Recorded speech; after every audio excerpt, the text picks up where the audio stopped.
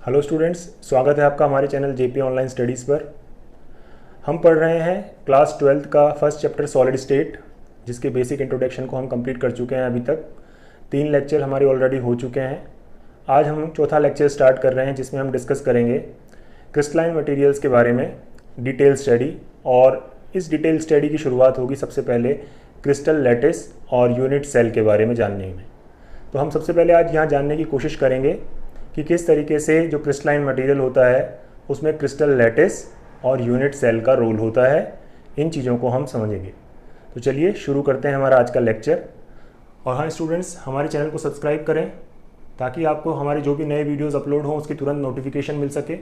साथ ही हमारे वीडियोस को ज़्यादा से ज़्यादा लाइक और शेयर करें, और जो भी आपके सुझाव हैं उन्हें कमेंट बॉक्स में ज़रूर भेजें ताकि हम हमारे वीडियोज़ को और इम्प्रूव कर सकें। तो चलिए शुरू करते हैं हमारा आज का topic, unit cell and crystal lattice. तो देख रहे हैं आप यहाँ पर मैंने क्रिस्टल लैटिस और यूनिट सेल की एक डेफिनेशन लिखी है। इस डेफिनेशन को पढ़ने से पहले मैं आपको एक ब्रीफ इंट्रोडक्शन दूं कि क्या क्रिस्टल का स्ट्रक्चर होता है। अभी तक जो हमने लेक्चर्स में स्टडी किया है, हमने देखा है कि जो हमारा क्रिस्टलाइन मटीरियल है उसमें जो कॉन्स्टिट्यूएंट पार्टिकल्स थे, चाहे वो मॉलिक्यूल्स हों, चाहे वो एटम्स हों, चाहे वो आयंस हों, ये तो हमें क्लियर हो गया है क्योंकि हमने different types of crystalline materials पढ़ चुके हैं, जहाँ हमने देखा है कि कॉन्स्टिट्यूएंट एटम्स कितने तरह के हो सकते हैं। वो आयंस भी हो सकते हैं, वो मॉलिक्यूल्स भी हो सकते हैं। तो हमने उन चीज़ों को स्टडी कर लिया है। तो अब हमें ये तो पता लग चुका है कि कॉन्स्टिट्यूएंट एटम कितने तरह के होते हैं। अब हमें ये देखना है कि उन कॉन्स्टिट्यूएंट एटम्स का अरेंजमेंट किस तरीके से होता है क्रिस्टल के अंदर। तो इस चीज़ को समझने के लिए हमें 2 टर्म्स को क्लियर करना पड़ेगा। फर्स्ट क्रिस्टल लैटिस, और सेकेंड उस क्रिस्टल लैटिस में प्रेजेंट यूनिट सेल को। तो बच्चों, क्रिस्टल लैटिस क्या होता है? कोई भी क्रिस्टलाइन मटेरियल जो है उसके अंदर जो कॉन्स्टिट्यूएंट एटम्स, मॉलिक्यूल्स, आयंस यानी जो भी पार्टिकल्स हैं, उनका एक डेफिनेट अरेंजमेंट जो हमने पढ़ा था, उस अरेंजमेंट का जो पूरा का पूरा स्पान है, वो जो अरेंजमेंट पूरा का पूरा क्रिस्टलाइन सब्सटेंस में एग्जिस्ट कर रहा है, उसी क्रिस्टलाइन स्ट्रक्चर को हम कहते हैं क्रिस्टल लैटिस। ठीक है, तो हम देख रहे हैं क्रिस्टल लैटिस की डेफिनेशन कि arrangement of constituent atoms in 3 dimensional space in characteristic shape. तो इस चीज से हमें क्या समझना है? इस चीज से हमें समझना है कि जो हमारा क्रिस्टलाइन मटेरियल है, उस क्रिस्टलाइन मटेरियल के जो कॉन्स्टिट्यूएंट पार्टिकल्स हैं, उनका एक स्पेस के अंदर क्या शेप, क्या पूरा का पूरा डायमेंशन ऑक्यूपाई हो रहा है, और उसकी अपनी क्या कैरेक्टरिस्टिक शेप है, कैसी उसकी एक अपनी खुद की आइडेंटिफाइड शेप है, वो आपका कहलाएगा क्रिस्टल लैटिस। अब जब हमने ये देख लिया कि क्रिस्टल लैटिस, तो हमें समझ में आ गया कि एक क्रिस्टल का खुद का क्या शेप है, पूरा का पूरा वो कैसे एग्जिस्ट कर रहा है, उसके जितने भी कंपोनेंट्स हैं जो कि कॉन्स्टिट्यूएंट पार्टिकल जिनको हम कह रहे हैं, वो किस तरीके से एक दूसरे से जुड़े हुए हैं और आपस में क्या एक शेप बना रहे हैं, वो क्रिस्टल लैटिस हो गया। लेकिन उस क्रिस्टल लैटिस को जब हमने और डिटेल स्टडी किया स्टूडेंट्स, तो हमने देखा कि उस क्रिस्टल लैटिस में एक और छोटी स्ट्रक्चर है जो कि बार बार रिपीट हो रही है, जिसके बार बार रिपीटेशन के होने से वो पूरा का पूरा क्रिस्टल लैटिस फॉर्म हुआ है। यानी हमने ये पहचान कर लिया क्रिस्टलाइन मटेरियल में कि यहाँ पर कोई एक छोटी सी एक स्ट्रक्चर ऐसी एग्जिस्ट कर रही है जो ही बार बार रिपीट होकर के इस पूरे क्रिस्टलाइन मटेरियल को बनाती है, क्रिस्टल लैटिस को बनाती है। उस छोटी स्ट्रक्चर को हम कहते हैं यूनिट सेल या कि एकक कोशिका। देखिए, smallest part of crystal lattice which specifies the crystalline substance. अभी तक हमने कहा कि क्रिस्टल का एक कैरेक्टरिस्टिक शेप था। अब उस शेप में एक यूनिट सेल है जिसका अपना एक स्पेसिफाइड स्ट्रक्चर है। उस स्ट्रक्चर को हमने आइडेंटिफाई किया। आप अपनी स्क्रीन पर एक स्ट्रक्चर देख रहे हैं दोस्तों, जहां पर आपको एक पूरा का पूरा क्रिस्टलाइन लैटिस दिखाई दे रहा है, यानी ये पूरी क्रिस्टल जालिका है। और इस क्रिस्टल जालिका में एक छोटा सा क्यूब हाईलाइट हो रहा है, जिसको आप पहचानेंगे तो आप देखेंगे कि ये एक यूनिट सेल की तरह बिहेव कर रहा है, ये एक एकक कोशिका की तरह बिहेव कर रहा है। और ऐसे बहुत सारे क्यूब बार बार आसपास अरेंज होकर के इस पूरे क्रिस्टल लैटिस को बना रहे हैं। तो अब आप इजीली समझ सकते हैं कि क्रिस्टल लैटिस क्या है और यूनिट सेल क्या है। तो दोस्तों, हमने देख लिया क्रिस्टल जालिका, एकक कोशिका। अब हम बात करेंगे कि एकक कोशिका के कौन कौन से पैरामीटर हैं जिनसे हम एकक कोशिका को डिफाइन करेंगे। तो देखिए, सबसे पहले हमने कहा कि पैरामीटर्स ऑफ यूनिट सेल। इसको अगर और स्पेसिफिकली हम कहें तो ये फिजिकल पैरामीटर्स होते हैं एकक कोष्टिका के। अब एकक कोष्टिका के 6 पैरामीटर होते हैं, 6 पैरामीटर्स। 6 पैरामीटर कौन कौन से होते हैं?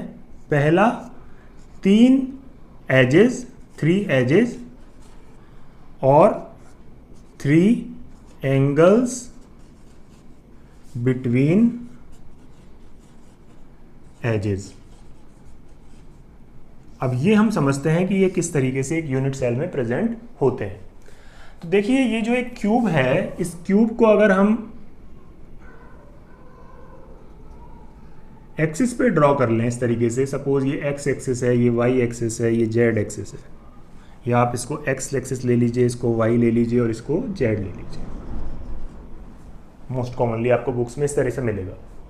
तो यहां पर इस एक्स एक्सिस पर इस क्यूब की अपनी कुछ लेंथ है, दिस इज वन एज, एक एज है ये जिसको हम कहते हैं ए, इसकी लेंथ क्या है? ए। सिमिलरली एक दूसरा एज है आपको वाई एक्सिस पे, इसकी लेंथ हो गई बी। एक आपकी जेड एक्सिस पे लेंथ है, इसको हमने कहा सी।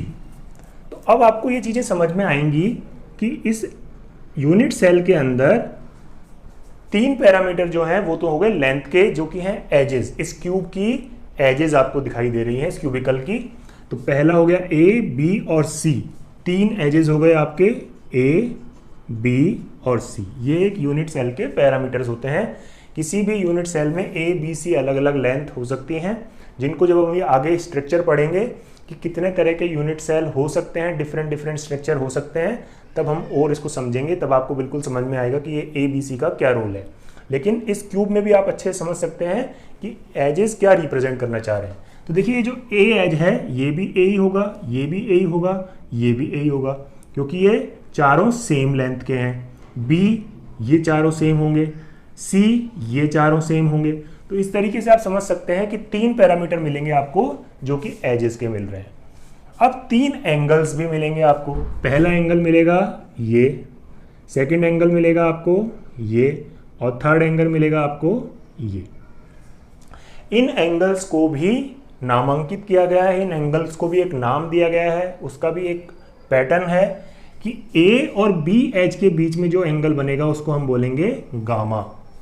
जो एंगल आपका ए और सी एज के बीच में बनेगा that will be called beta, while the angle between the edge B and C will be called as alpha।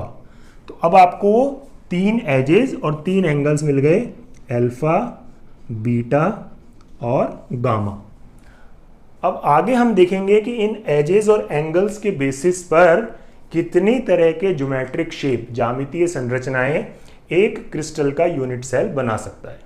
तब आपको समझ में आएगा कि ये यूनिट सेल का क्या रोल है। आपको और अच्छे से क्लैरिटी आएगी इस टॉपिक को लेकर के कि यूनिट सेल में ए, बी, सी और अल्फा, बीटा, गामा का क्या सिग्निफिकेंस है। अब हम देखेंगे कि जो यूनिट सेल है वो कितने तरह का हो सकता है। तो देखिए बेसिकली 2 ब्रॉड कैटेगरीज हैं यूनिट सेल्स की। किसी भी क्रिस्टल में उपस्थित एकक कोष्टिका को 2 पार्ट में डिवाइड किया गया है। पहला सिंपल और प्रिमिटिव यानी सरल या आद्य कोशिका, और दूसरी कैटेगरी होती है सेंटर्ड यानी केंद्रित कोशिका, केंद्रित एकक कोशिका। अब ये केंद्रित एकक कोशिका 3 तरह की हो सकती है, बॉडी सेंटर्ड, फेस सेंटर्ड और एंड सेंटर्ड, जिसको हम हिंदी में काय केंद्रित, फलक केंद्रित या अंत केंद्रित कहते हैं। अब इनमें क्या डिफरेंस है? बहुत ही सामान्य सा डिफरेंस है, बहुत आसान से डिफरेंस है, इसको हमको समझना है और एक बार में ही ये समझ में आ जाएगा आपको। तो चलिए शुरू करते हैं। सबसे पहले सिंपल। तो देखिए जब हमने अपना एक स्ट्रक्चर स्टार्टिंग में आपको दिखाया क्रिस्टल लैटिस और यूनिट सेल का, मैं आपको एक बार दोबारा वो स्ट्रक्चर दिखाता हूं। तो आप देख रहे हैं कि यहाँ पर पहले जो हमारा फोकस था वो था हमारा शेप पर कि क्रिस्टल लैटिस और उसके अंदर जो यूनिट सेल है वो। अब आप फोकस करें जो वहाँ पर इंटरसेक्शंस हो रहे हैं, जो वर्टिसेज हैं, जो शीर्ष हैं उन स्ट्रक्चर्स के, वहाँ पर आपको कुछ सर्कुलर एलिमेंट्स लगे हुए दिखाई दे रहे हैं। उन एलिमेंट्स को हम कह रहे हैं कॉन्स्टिट्यूएंट पार्टिकल्स। तो उन कॉन्स्टिट्यूएंट पार्टिकल का प्लेसमेंट कैसे होगा किसी भी यूनिट सेल में, उसी के बेसिस पे ये कैटेगरी डिफाइन की गई है बच्चों। तो अब हम शुरू करते हैं कि सिंपल और प्रिमिटिव में किस तरीके से एटम्स या कॉन्स्टिट्यूएंट का प्लेसमेंट होगा। तो देखिए, जो सिंपल होगा उसके अंदर सारे एटम्स आपको कॉर्नर पर ही प्लेस्ड मिलेंगे। जब भी आपसे कोई कहे कि व्हाट इज सिंपल और प्रिमिटिव यूनिट सेल, तो आप किसी भी स्ट्रक्चर में जो उसके कॉर्नर्स हैं उन कॉर्नर्स पर आप एटम्स को प्लेस करेंगे, मॉलिक्यूल्स को प्लेस करेंगे, आयंस को प्लेस करेंगे। That means your constituent particle will be placed at the vertices of the unit cell. यहां तक आपको ये बात समझ में आ गई कि सिंपल या प्रिमिटिव क्या होगा। All the atoms, all the molecules, all the ions are exactly placed on the vertices only. अब आ रही है बात यहां पर सेंटर्ड, केंद्रित एकक कोष्टिका में किस तरीके से आपको कॉन्स्टिट्यूएंट पार्टिकल्स का अरेंजमेंट देखने को मिलेगा। तो यहां पर जैसा आप नाम देख रहे हैं कि बॉडी सेंटर्ड, यानी इसमें सारे एटम आपको कॉर्नर पर तो मिलेंगे ही मिलेंगे, वर्टिसेस पर तो मिलेंगे ही मिलेंगे, ये तो कंपलसरी आपको हर में मिलेगा। हर शेप में आपको वर्टिसेस पर तो एटम प्लेस करने ही हैं कॉन्स्टिट्यूएंट। अब इससे और इसमें क्या फर्क होगा, बॉडी सेंटर्ड। यहां पर एक एटम आपको इस क्यूब के अंदर भी दिखाई देगा। एक एटम, ये जो पूरा का पूरा क्यूब है, इस क्यूब के अंदर बिल्कुल बीच में सेंटर में एक एटम या एक कॉन्स्टिट्यूएंट पार्टिकल प्लेस होगा, इसीलिए इसे हम कह रहे हैं body centred unit cell. Face centred, face centred में क्या होगा बच्चों, हमें एक क्यूब में कितने फेस देखने को मिलते हैं, कितनी सतह होती हैं एक क्यूब की। तो आप जानते हैं कि एक क्यूब के अंदर 6 फेसेस होते हैं, 6 सतह होती हैं। जैसा कि एक डायस में भी आप देखते हैं 6 फेसेस होते हैं। तो हर फेस के सेंटर पे, हर फेस के सेंटर पे एक एटम होगा। तो आप देख पा रहे हैं, ये ऊपर वाली फेस के ऊपर एक हो गया, इधर वाली फेस के ऊपर एक एटम हो गया, पीछे वाली फेस के ऊपर एक एटम, आगे वाली फेस के ऊपर एक एटम, साइड में दिस साइड एक एटम और नीचे वाली फेस पर एक एटम। तो 8 एटम तो आपके वर्टिसेस पर हैं और 6 एटम्स आपके फेसेस पर हैं। और फेसेस पर भी कहां पर हैं, इस पूरी फेस के एग्जैक्टली सेंटर में है।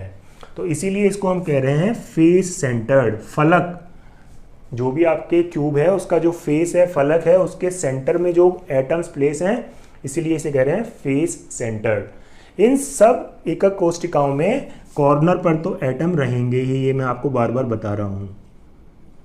सिंपल यूनिट सेल वाला स्ट्रक्चर तो सब में रहेगा ही। उसके बाद उनमें क्या चेंजेस हैं, अगर कोई एटम बीच में बिल्कुल प्रेजेंट है तो that will be body centred.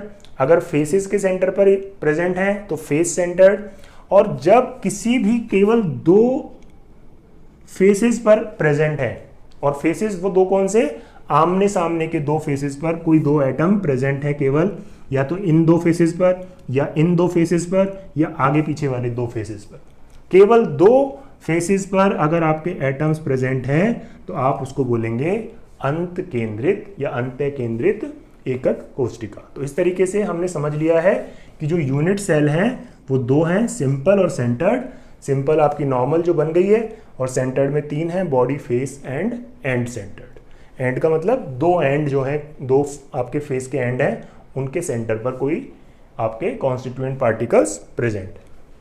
अब हम देखेंगे कि टाइप्स ऑफ क्रिस्टल सिस्टम, यानी क्रिस्टल तंत्र कितने प्रकार का होता है।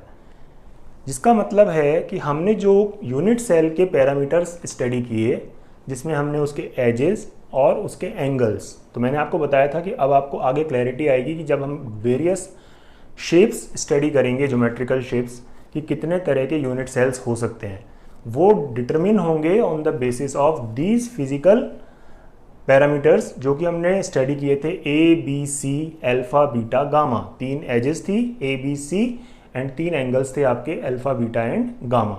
तो पहले हम देखते हैं कि क्रिस्टल सिस्टम कितने तरह के होते हैं। टोटल जो क्रिस्टल सिस्टम हम लोगों को देखने को मिलते हैं डिफरेंट क्रिस्टलाइन मटेरियल्स में, उसके हिसाब से 7 क्रिस्टल सिस्टम्स होते हैं बच्चों। तो उसमें से पहले हम ये 3 देख रहे हैं, क्यूबिक, टेट्रागोनल और ऑर्थोरोम्बिक। ये 3 शेप हैं जो पहले स्टडी कर रहे हैं हम, टोटल 7 हैं। क्यूबिक में जो एजेस होंगे, देखिए तीनों एजेस की जो वैल्यू होगी वो इक्वल होगी, A is equals to B is equals to C। और जो एंगल्स हैं बिटवीन एजेस वो भी तीनों के इक्वल होंगे और वो जो वैल्यू होगी उन एंगल्स की दैट विल बी 90 डिग्री। अब क्यूबिक, टेट्रागोनल और ऑर्थोरोम्बिक, घनीय, चतुष्फलकीय और विषम लंबाक्ष, इन तीनों शेप में आपके अल्फा, बीटा और गामा तीनों में बराबर होंगे और तीनों का वैल्यू कितना रहेगा 90 डिग्री। तो ये आप इजीली याद रख सकते हैं कि तीनों का अल्फा, बीटा, गामा बराबर है और साथ ही इन तीनों की वैल्यू कितनी है 90 डिग्री। और एजेस जो हैं क्यूबिक में तीनों सेम होंगे, टेट्रागोनल में दो सेम होंगे, एक अलग होगा, और ऑर्थोरोम्बिक में तीनों की लेंथ, तीनों का जो डायमेंशन है एजेस का वो अलग होगा। तो चलिए इसको ड्रॉ करने की कोशिश करते हैं। देखिए ए बी सी हमने देखा था, ए बी सी कुछ इस तरीके से अगर हम देखें तो तीनों इक्वल हैं, ए बी एंड सी, ये भी 90 डिग्री, ये भी 90 डिग्री, ये भी 90 डिग्री, ए बी और सी तीनों इक्वल हो गए। तीनों का वैल्यू आपका अल्फा, बीटा और गामा का 90 डिग्री हो गया। जब आप इस पूरी शेप को ड्रॉ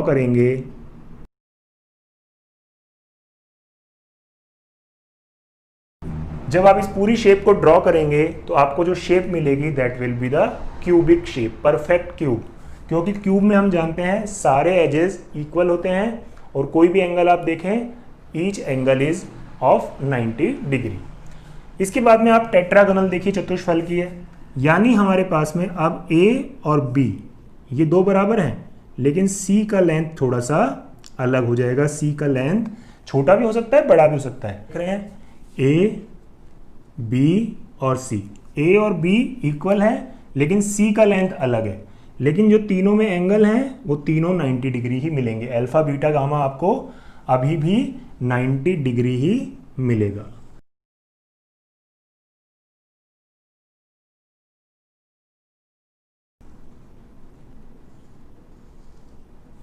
राइट?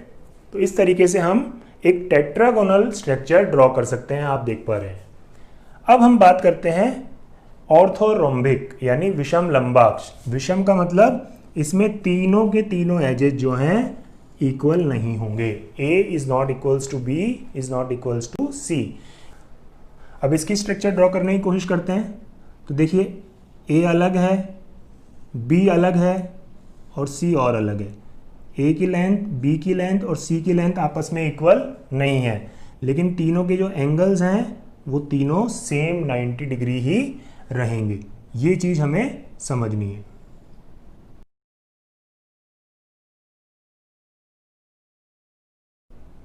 इसका जो स्ट्रक्चर बनेगा वो ऑलमोस्ट मैच बॉक्स जैसा कह सकते हैं आप, एक मैच बॉक्स जैसा स्ट्रक्चर बनेगा। यहाँ पर ए और बी सेम थे, यहाँ पर ए का लेंथ अलग है, देखिए बी का अलग है और सी का बिल्कुल अलग है। जैसे कि आप एक मैच बॉक्स देखते हैं, मैच बॉक्स में आपकी तीनों लेंथ अलग होती है, लंबाई अलग, चौड़ाई अलग और ऊंचाई अलग। तो ये तीन शेप हमें समझ में आ गई है, तीनों के पैरामीटर्स हमें समझ में आ गए हैं। एक सीक्वेंस में हमें याद रखना है, तीनों इक्वल, दो इक्वल, एक नहीं है और तीनों इक्वल नहीं है, लेकिन एंगल जो है तीनों में आपको सेम दिखाई दे रहे हैं। ये तीन तो स्ट्रक्चर आप इजीली याद कर सकते हैं, cubic, tetragonal and orthorhombic. Fourth आपका है rhombohedral, fifth hexagonal, sixth monoclinic and seventh is triclinic. त्रिकोणीय, षटकोणीय, एकंताक्ष एंड त्रिंताक्ष। अब वापस से हमको एजेस और एंगल्स में डिफरेंस देखना है। वहां पर हमने देखा कि तीनों में अल्फा, बीटा, गामा इक्वल था 90 डिग्री के, तीनों में। कौन कौन सी? क्यूबिक, टेट्रागोनल और ऑर्थोरोम्बिक में। लेकिन एक में आपके तीनों एजेस बराबर थे, टेट्रागोनल में आपके दो एजेस बराबर थे, एक नहीं था। जो ऑर्थोरोम्बिक था उसमें आपके तीनों एजेस बराबर नहीं थे।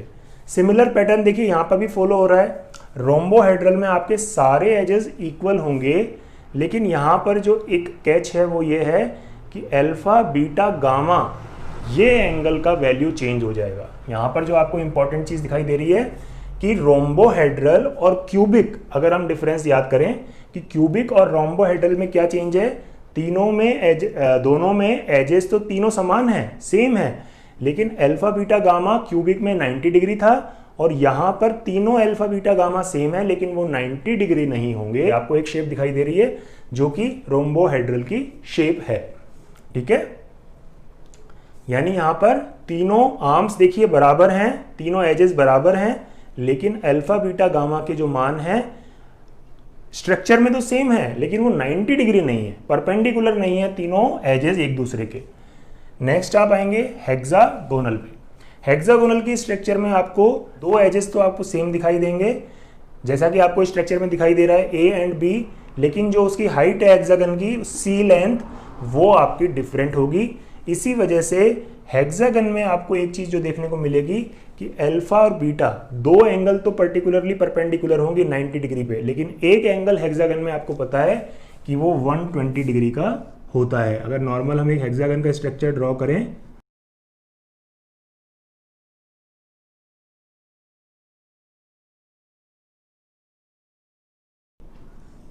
तो आप देख रहे हैं ये जो एंगल है ये भी 90 डिग्री है और ये भी 90 डिग्री है। दो एंगल तो आपके 90 डिग्री हो गए, लेकिन ये जो एंगल है ये एंगल जो होगा आपका 120 डिग्री होगा। तो इसीलिए यहाँ पर दो एंगल तो देखिए अल्फा बीटा तो 90 मिलेंगे आपको, लेकिन एक थर्ड एंगल जो हो जाएगा वो 120 डिग्री हो गया एग्जैक्टली। तो हेक्सागन भी हमें समझ में आ गया। इसके बाद में दो और स्ट्रक्चर हैं, मोनोक्लिनिक और ट्राइक्लिनिक। मोनोक्लिनिक और ट्राइक्लिनिक में भी सिमिलर टू ऑर्थोरोम्बिक जो हमने पढ़ा, जो कि विषम लंबाक्ष के जैसा हमने स्ट्रक्चर पढ़ा, तीनों के तीनों एजेस इक्वल नहीं है दोनों में ही, लेकिन फर्क क्या है, यहाँ पर आपको दो एंगल 90 डिग्री के मिलेंगे और एक एंगल 90 डिग्री नहीं मिलेगा, जबकि यहाँ पर तीनों के तीनों एंगल आपस में इक्वल भी नहीं होंगे और 90 डिग्री के इक्वल भी नहीं होंगे, यानी तीनों एंगल्स का वैल्यू भी सेम नहीं होगा और 90 डिग्री भी नहीं होगा। तो इस तरीके से आप इसको एक सीक्वेंशियल वे में याद कर सकते हैं। पहला आपका क्यूबिक, दूसरा आपका टेट्रागोनल, थर्ड आपका orthorhombic, fourth rhombohedral, fifth hexagonal, sixth monoclinic and seventh triclinic. अब जो हमने टाइप्स ऑफ यूनिट सेल्स पढ़े और 7 क्रिस्टल सिस्टम्स पढ़े, इन दोनों के कॉम्बिनेशन से टोटल कितने तरह के क्रिस्टल सिस्टम बन सकते हैं, कितने तरह के क्रिस्टल सिस्टम्स पाए जा सकते हैं, उनकी स्टडी हम अगले लेक्चर में करने वाले हैं ब्रेविस लैटिस। तो नेक्स्ट लेक्चर जो होगा वो हमारा होगा ब्रेविस लैटिस पर, और इससे पहले आप अपने ये लेक्चर को प्रिपेयर कर लें और साथ ही जो इससे पहले के तीनों वीडियोज़ हैं उनको देख करके इस चैप्टर को पूरा तैयार करें, कॉन्सेप्ट्स को, ताकि आपको जो आगे फंडामेंटल्स आने वाले हैं उनको समझने में आसानी हो। Good luck, all the best.